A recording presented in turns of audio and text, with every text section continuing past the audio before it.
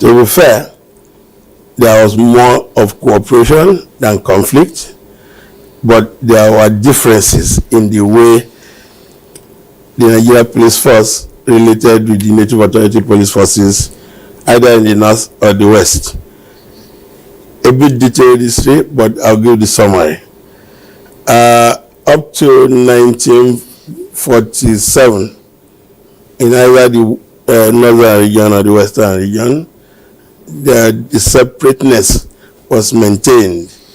From late 1940s, something happened in the Oyo province of the western region when an officer, G.A.V. Dobosea, the brother of police in charge of the NPF, but had control or some control over the Native Authority police forces in that province. He pushed vigorously for the subordination of the Native Authority police forces to the Nigeria police force. Dobosea had his career first in the north, and when he attempted that kind of thing, it was stoutly resisted. So when he was posted to the western region and stationed in Ibadan, he sold the idea, flew the kite with the resident, and it was accepted, and then he went for it, and it was concluded. But I must give credit here to the Native Authority of personnel, but especially the chiefs in Ibadan. They saw through what the Dobosea was at, which was to subjugate their police to the Nigeria police force. They raised their concerns. They were overruled, and the thing went through. So initially it was in the Oyo province. By the time the overall government was instituted, by 55, what had been in operation in the Oyo province was then extended to the rest of the region. And in which case, you had officers of the Nigeria police force being seconded to serve as officer in charge of the local government police forces. That arrangement, as I've said, was not allowed in the north. The authority of the local elected and political officials over the Native Authority police forces was maintained. So the Nigeria police force officers, yes, related by way of training, giving advice. So their nomenclature was not officer in charge, but NAP advisor. That word was not given loosely. You have some influence over the Native Authority police force that you are advising, but there are boundaries. You don't attempt to control the forces.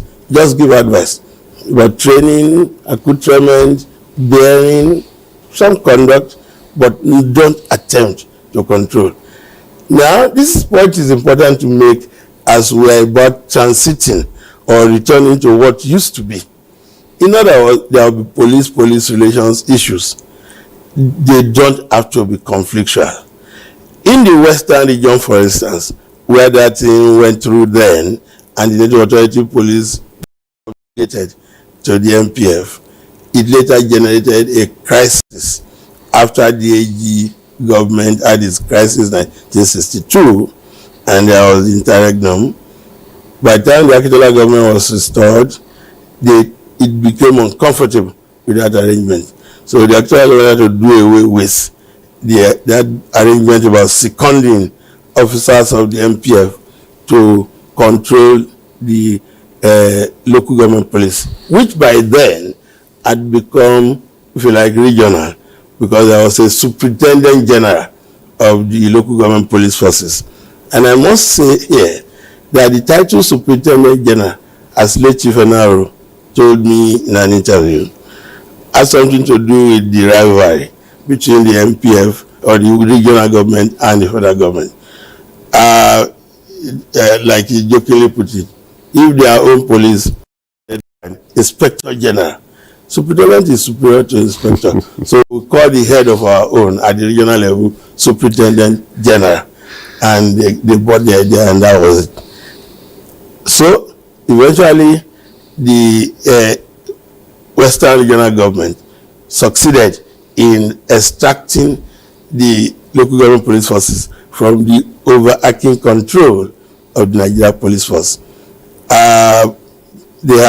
But they managed to have only one officer, Olujobi, as genuine Superior General from within the local government police forces before the coup took place. That's the story. So, but in the north, for all times, MPF was MPF. Native Authority Police was Native Authority Police.